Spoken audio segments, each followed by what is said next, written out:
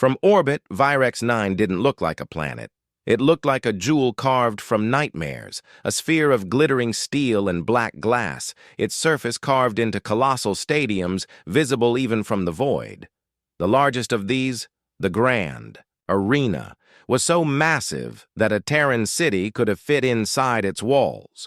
The crimson banners of 100 alien empires fluttered in the upper stratosphere, carried by orbiting drones, each one marked with the crests of species that had fought, bled, and died in the games below.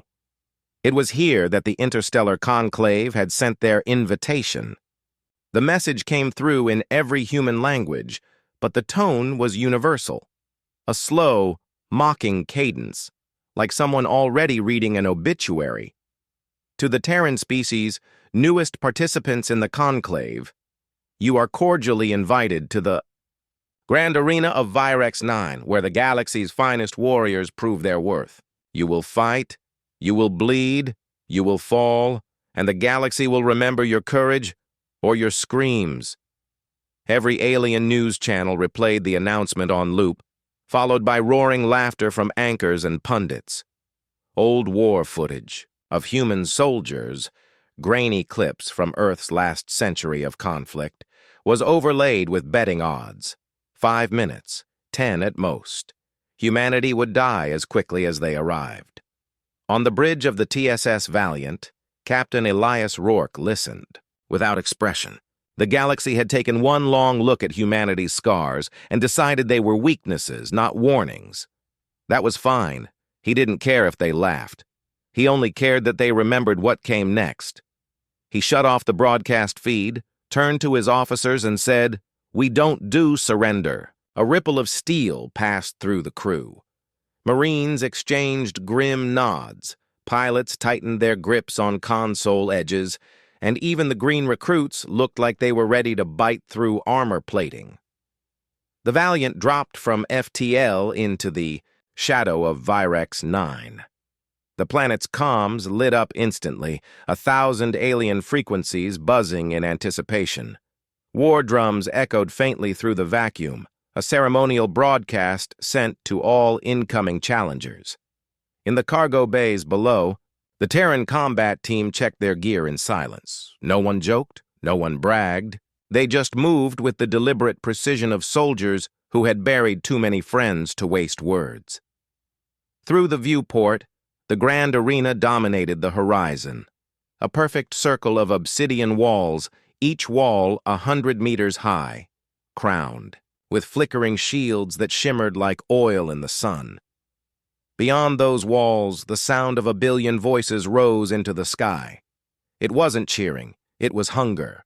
The docking clamps locked with a hiss, and the hangar doors opened. Blinding, light flooded the airlock. As the humans stepped onto alien soil, they were met with the stench of ozone, scorched sand, and old blood baked into the ground. The walk from the landing bay to the staging gates was designed to humiliate. Chains were not necessary. They weren't prisoners, but the arena masters insisted, calling it tradition. Aliens lined the walkway in elevated stalls, throwing strange fruits, coins, and occasional bits of bone at the Terrans as they passed. A six-eyed merchant leaned over the railing and shouted in a wet, slithering voice, "Walk proud, little prey. You will make fine memories." Rourke didn't break stride. He didn't look up. He just kept his eyes fixed on the great iron gates at the far end of the path, the entrance to the killing grounds. They reached the threshold and the arenas. Booming voice filled the air. "Let the newest prey of the galaxy be paraded. Let them see the walls they will never leave." The gates groaned open to reveal the Grand Arena floor, a sun-bleached wasteland of shattered stone and red-stained sand. 50-meter walls rose around them, tiered with row after row of alien spectators, each level packed with species from 100 worlds. The air shimmered with heat, the smell of death heavy enough to taste. Above them, suspended in a cage of energy beams, waited their first opponents. Hulking shapes shifted in the shadows, reptilian silhouettes with tails like spiked whips, heads crowned with serrated crests. Their eyes glowed amber in the dark. Even before the gates opened, their roars rattled the sand. Rourke glanced up at the cage, then at the crowd. He could feel billions watching, some in person, most through the countless cameras floating above the arena like a cloud of metal insects. He lifted his helmet and slid it on, the seals locking with a hiss. Then he spoke into the mic, knowing his voice would carry across the stadium and to every feed in the galaxy. "Enjoy the show!" The crowd roared with laughter. The reptilian cage locks began to disengage with a sharp click. Click! Click! The laughter still echoed across the grand arena as the reptilian cage descended on chains thick as tree trunks. Above, the alien crowd leaned forward, anticipation painted across 1,000 different kinds of faces, some scaled, some furred, some made of chitin and pulsing bioluminescence. The gates to the arena floor creaked wider, and the humans stepped forward into the blinding light. The heat hit first, a suffocating wave rolling up from the blood-soaked sand. The arena's surface was no simple battlefield. It was a graveyard with a sun overhead, every inch of sand burned and blackened from centuries of death matches. Jagged stone spires jutted from the ground like broken teeth. Old bones, some bleached, white, others half buried, crunched under their boots. The crowd surged into a wall of sound. The air was thick with alien dialects, some guttural, others shrill, all carrying the same message. "You will die here." Captain Rourke walked at the head of the Terran squad, his helmet's visor reflecting the mass of alien faces above. His Marines moved in a tight formation, weapons slung but hands close to grips. Even here, chained and disarmed until the match began, they walked like predators. High above the arena floor, a massive figure stepped forward. The herald of the Eye. Games, a being with a body of rippling black muscle and 6 curling horns that framed its face. Its voice was amplified until it shook the very walls. "Behold, citizens of the galaxy, the new prey has arrived. The humans, newest children of the stars, shall be tested in our sacred tradition. In this place warriors rise, and prey is culled." The crowd howled approval.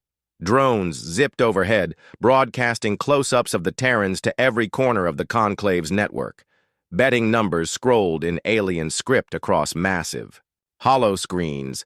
Time until death, 4 minutes, 12 seconds. Rourke caught the scrolling odds in his visor display. He almost smiled. The herald continued, its voice dripping with mockery. "They will face the arena's trials. No walls to hide behind, no weapons but what they can carry, no quarter, and no escape." A chorus of alien war drums began to beat, slow at first, then building. The vibrations ran through the sand into the humans' boots. It was the arena's heartbeat, a ritual that had preceded every match for 1,000 years. The humans were led in a slow, deliberate circle around. The arena floor paraded for the crowd. Rourke could feel eyes on him, not just from the seats, but from the private skyboxes. Nobles, warlords, and arena masters watching from behind shimmering force fields. They were the ones who had invited humanity here. The ones who thought this would be their execution ground. A blob-like alien in the front row hurled a piece of charred meat at the humans. It hit the sand at Rourke's feet, sizzling in the heat. Somewhere above, a 4-armed bookie bellowed odds in 6 different languages, calling for new bets on which human would die first. The reptilian predators above roared again, rattling their cage. Their claws scraped deep gouges into the steel floor. Their breath steamed in the hot air. Rourke tilted his head slightly, studying them. He'd seen that same look in apex predators back on Earth. Overconfidence. They weren't just hungry. They believed the kill was already theirs. The herald's voice thundered once more. "Begin the trials!" A deep, resonant gong rang through the arena. The reptilian cage locks began to disengage. One after another, the metallic clicks sharp as a countdown to death. Chains groaned as the cage lowered, sand swirling under the beast's massive frames. Rourke took one last look at the betting screens. The time-to-death number still blinked at 4:12. He leaned toward his comm mic, speaking quietly enough that only his squad could hear. "Let's ruin someone's bets." The final lock snapped free. The cage gates exploded open. The predators surged forward in a blur of claws and muscle, the ground trembling with every step. The crowd roared, not in laughter this time, but in bloodlust. The first predator hit the sand like a falling boulder. Its talons tore deep furrows as it sprinted, jaws unhinging to reveal rows of teeth slick with venom. The second was right behind it, tail lashing, spikes glinting in the harsh light. Their roars merged into a deafening wall of sound that swallowed the drums, the crowd, everything. From the stands, it looked like the humans hadn't even moved. Rourke waited until the last second, until the lead reptilian's shadow swallowed him. Before his hand snapped up, "Now!" The formation split in a blur of motion, every Marine breaking to a pre-assigned angle. The predators lunged through the gap, their momentum pulling them straight into the kill box. Two Terrans dropped low, sweeping the beast's legs out from under them with steel-shafted staves. Another soldier pivoted, burying a blade deep into the first reptile's inner thigh where the armor scales thinned. Blood, hot, dark, and foul-smelling, erupted across the sand. The crowd's roar faltered, replaced by a confused murmur. This wasn't the frantic, sloppy panic they were used to seeing from prey species. This was orchestration. The second reptile whirled, tail whipping toward Rourke. He ducked under it, driving an elbow into the joint of its hind leg. Bone cracked. The creature staggered. And in that heartbeat, Corporal Vance vaulted onto its back, plunging a combat knife between its armored vertebrae. The reptile shrieked, bucking wildly, but Vance clung like a tick until the beast crashed to the sand. In under a minute, one predator was down. The other was bleeding heavily, limping, its amber eyes darting from one human to another, no longer. Roaring, just breathing fast, sharp, uneven. Rourke circled it slowly, boots crunching in the sand.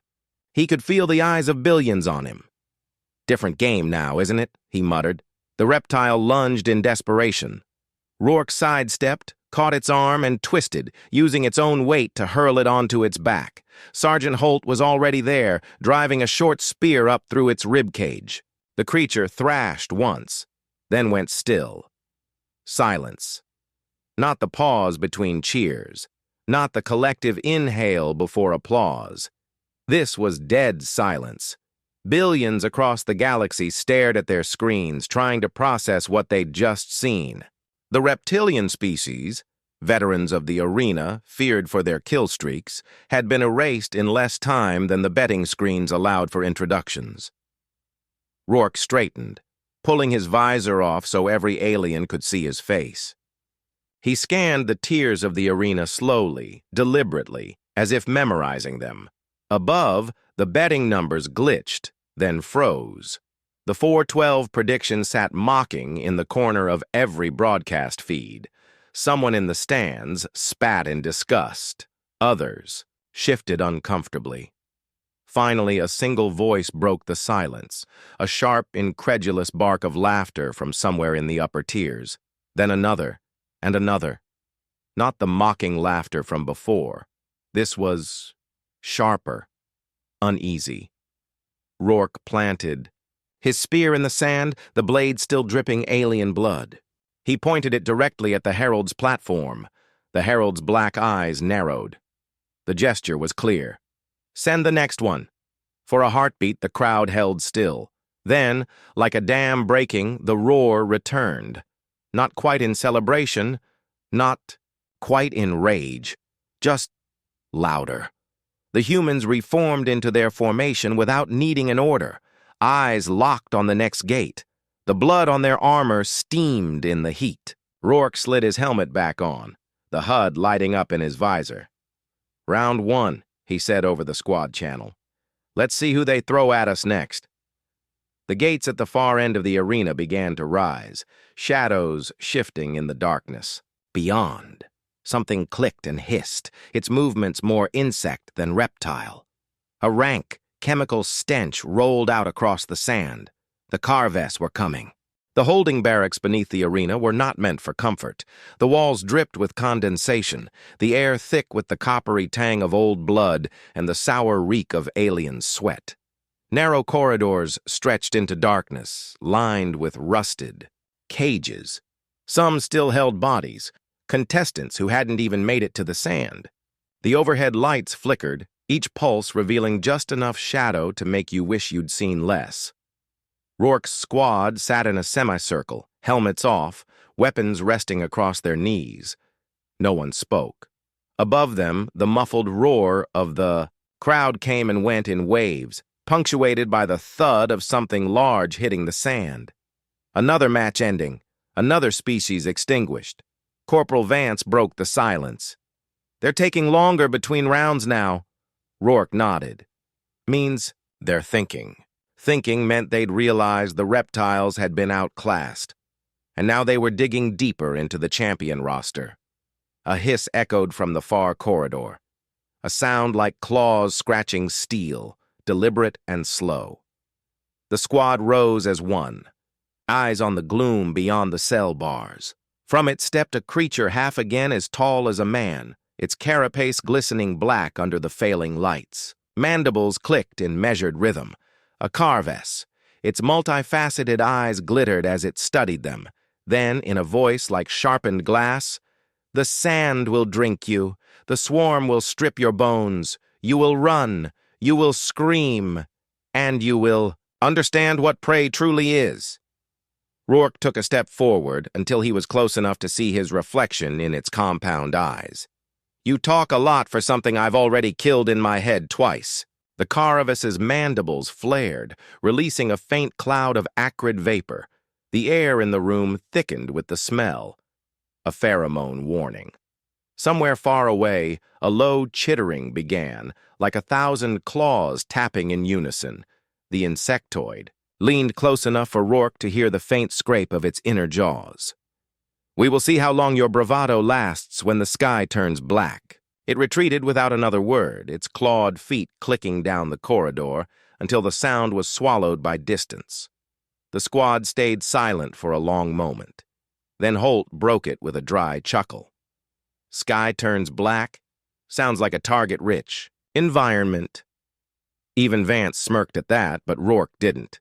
He was replaying every detail, the stench, the cadence, the way the creature had appeared without a guard escort.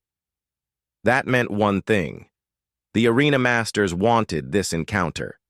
They wanted the psychological game to begin early. Above, the crowd swelled again, louder this time, followed by a bassy gong that rattled dust from the ceiling.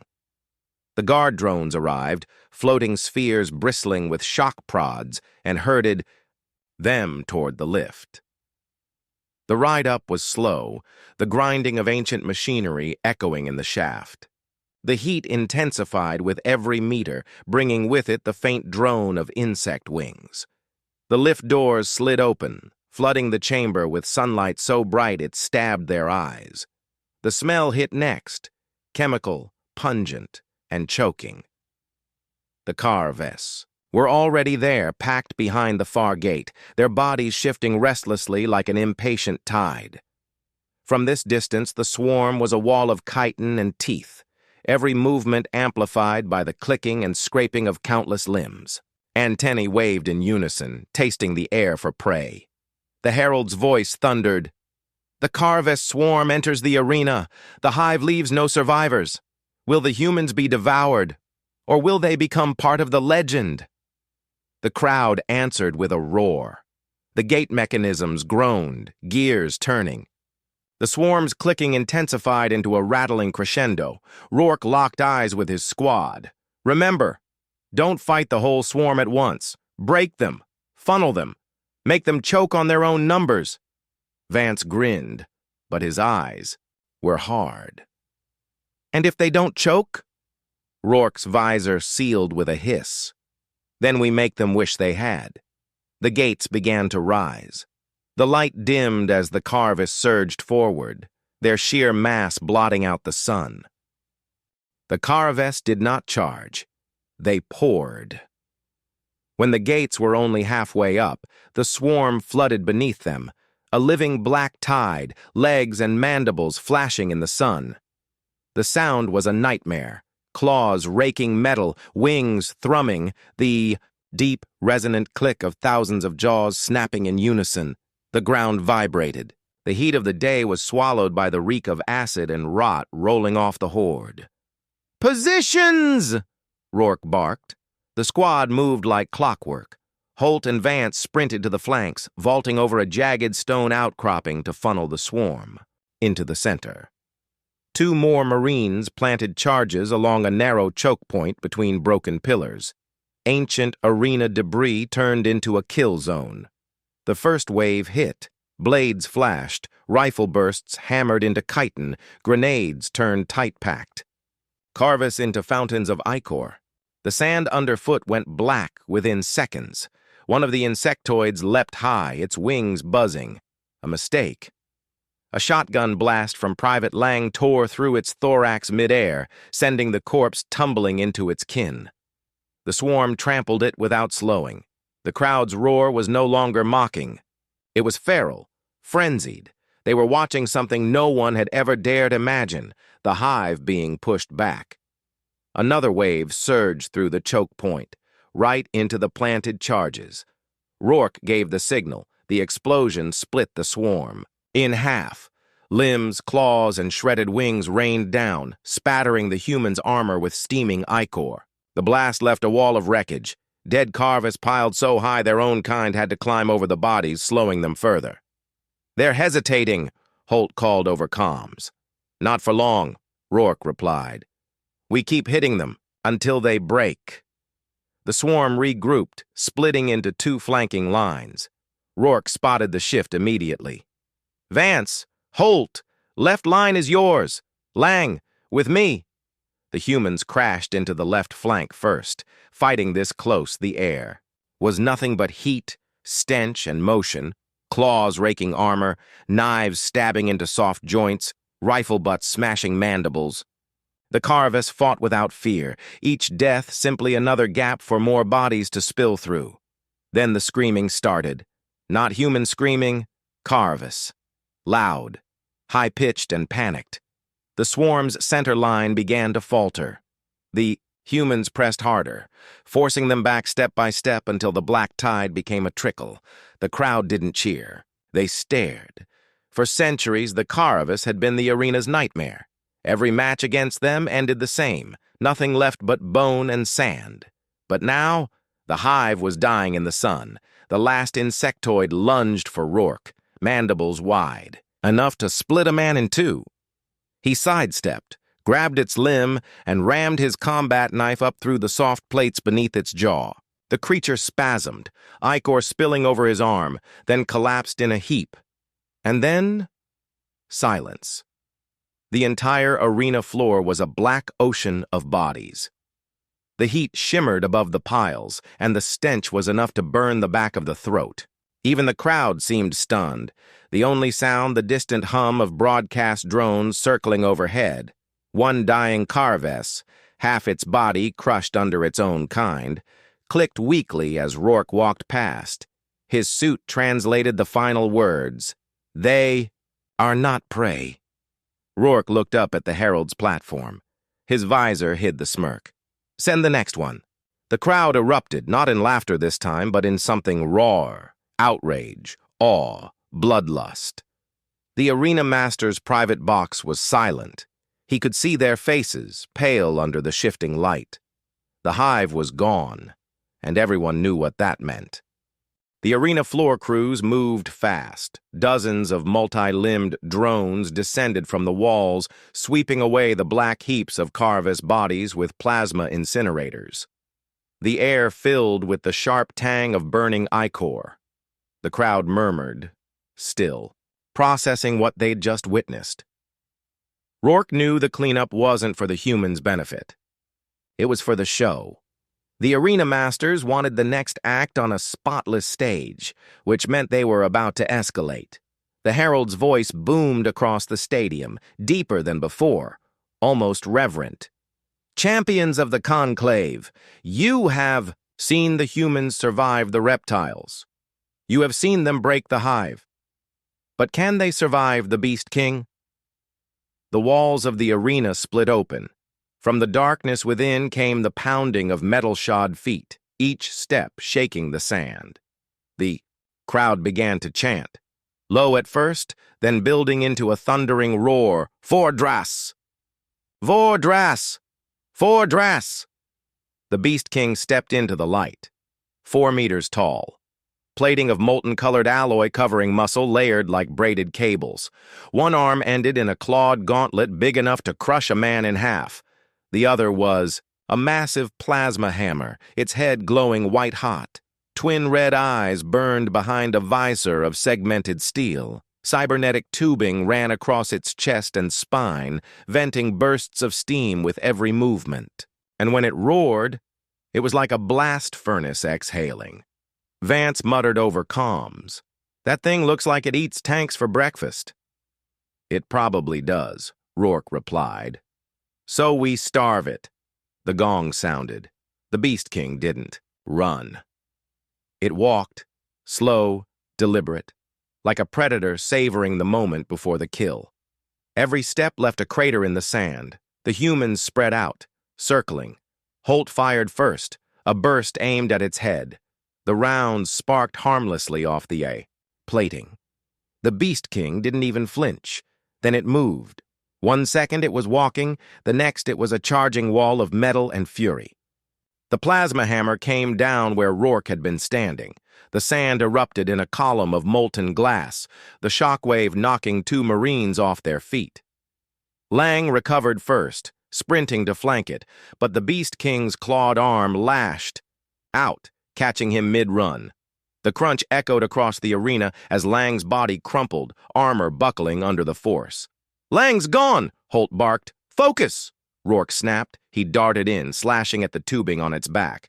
Sparks flew, but the alloy tubing was tougher than expected. The Beast King spun, its hammer carving the air where Rourke's head had been an instant earlier. Vance hurled an EMP charge. It stuck to the plating, detonating with a crackle of blue lightning. The Beast King staggered, steam vents hissing. Wildly, systems glitching. Holt seized the opening, driving a spear into the joint of its knee. Metal screamed as it dropped to one side. "Now!" Rourke roared.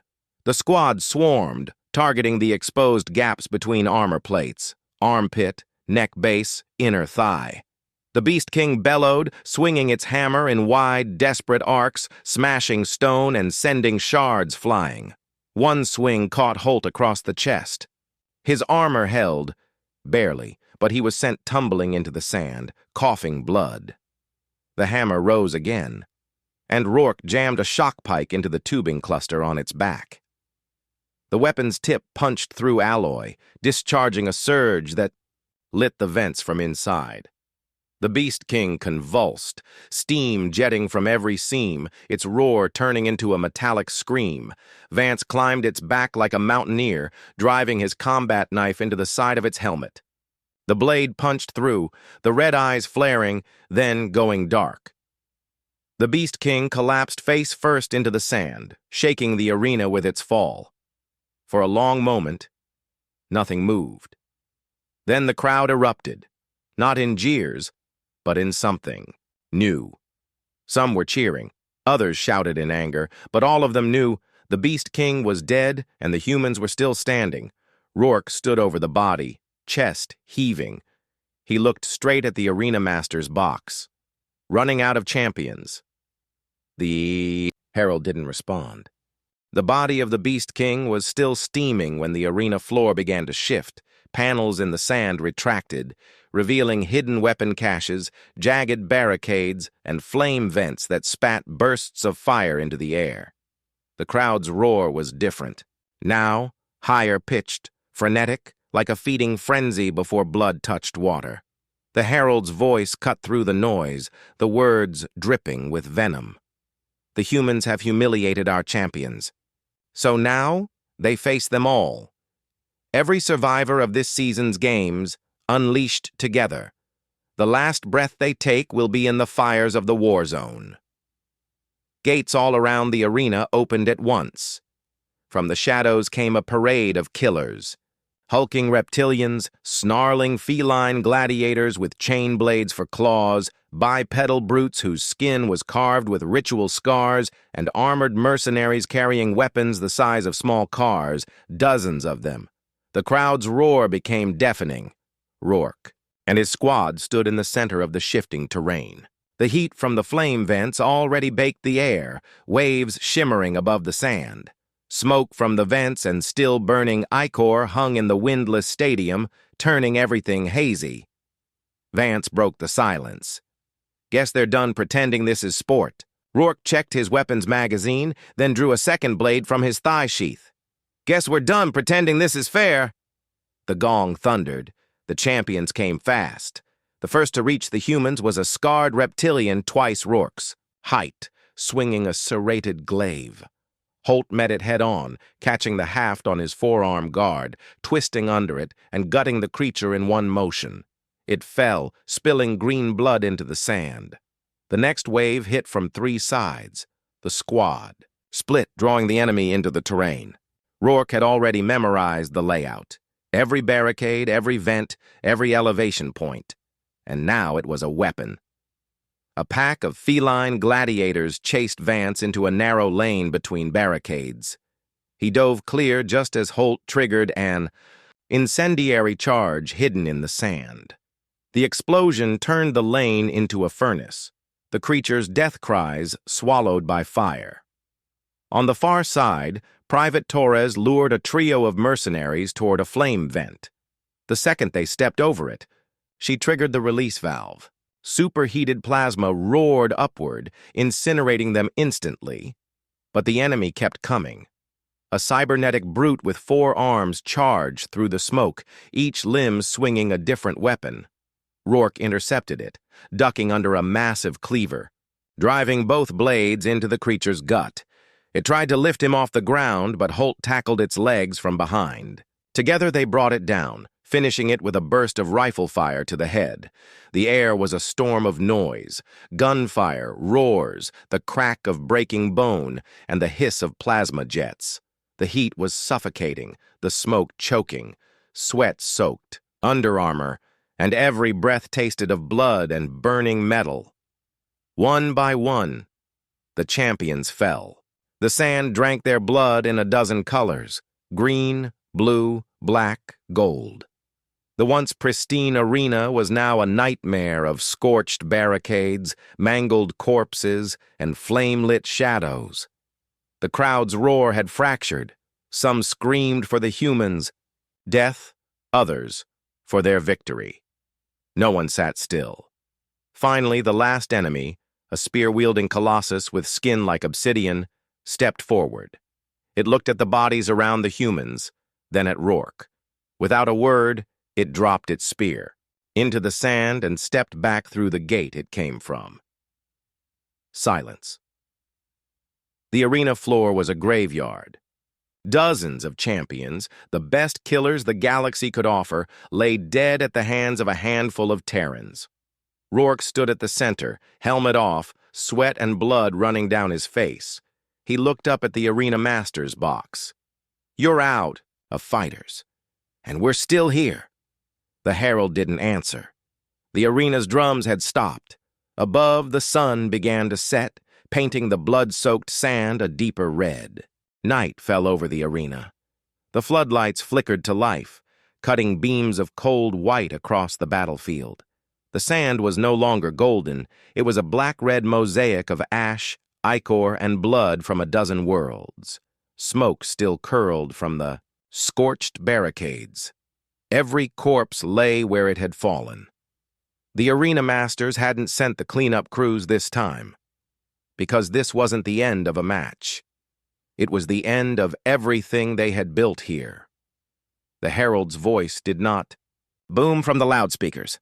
The box at the top of the arena was silent. The masters' silhouettes were frozen in their seats, unmoving, as if unsure what to say, or too afraid to say it.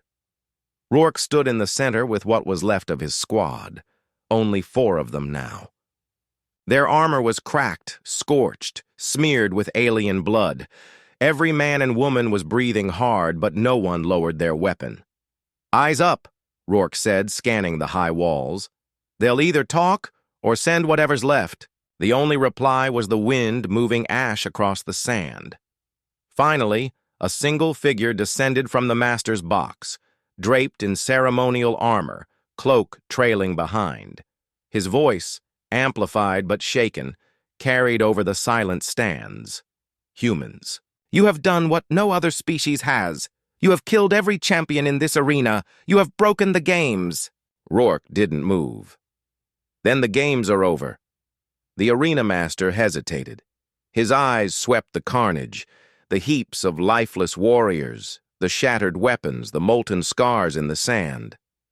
Then, in an act no one in the stands could comprehend, he unclipped the crown of the arena from his belt, a band of forged black steel set with the teeth and claws of past champions. "Take it. You've earned it. You are the Graveyard Kings." The crowd erupted, but not in one voice. Half shouted in fury, the other half in awe. Rourke took a step forward, then another, until he stood close enough to take the crown. He stared at it, then back at the master. Slowly, he took it in both hands and turned his back to him. The humans walked to the center of the killing ground. Rourke held the crown high so every soul in the stands could see it. Then he drove it into the sand, the black steel sinking halfway into the ground. "We don't want your crown. We don't want your games. This," he gestured to the field of bodies, "is your crown.